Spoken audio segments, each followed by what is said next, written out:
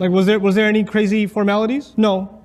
Was there anything un-Islamic about a man approaching an adult woman and saying, I'd like to consider you for marriage, I'd like to speak with your family, in a dignified way?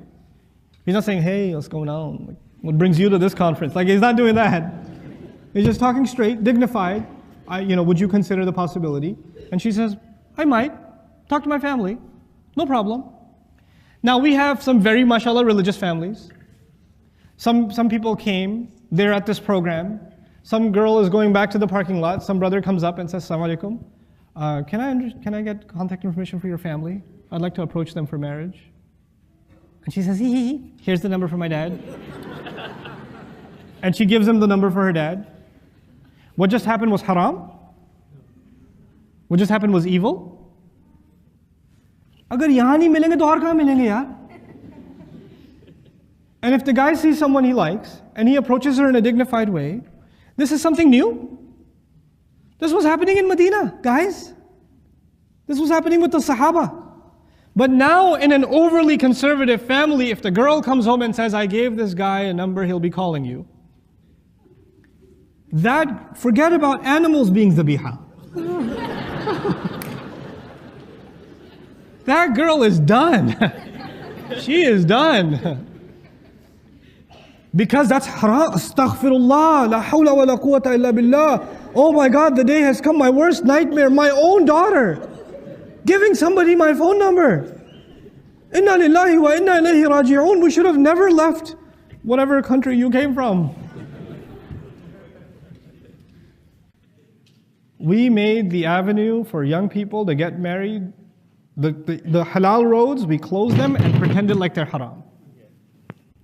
And no wonder they're online. No wonder they're finding other avenues. No wonder they're involved in relationships they shouldn't be. We pushed them in that direction. We never let the halal door open. We closed it. And especially those that consider themselves very conservative family, they closed it. They closed it. We are more religious than the Sahaba. It's amazing, So this is, when you close that door, what will happen? Fitna will happen. Some of the worst things I've seen in Makkah. Worst things I've ever seen, I've seen in Makkah. Why? Overly conservative society. A woman can't even walk into a restaurant. There's a side, animal entrance for their, Seriously? When you do that, what's going to happen in that society? Those young men of that society will never know what it means to deal with a woman in a respectable way, because they never dealt with a woman. They've never dealt with her. These girls will never know what it means to deal with a man. And then this boy that's always been away from women, and this girl who doesn't even know what a man is, one day, qabiltu, nikah is done. And literally, you know what I describe? A hungry lion that's been kept in a cage, and a lamb that doesn't know anything about a lion. And then you close the door, inna lillahi wa inna ilayhi raji'un. That girl will be traumatized for life, honestly. She'll be traumatized for life. What did my parents throw me into?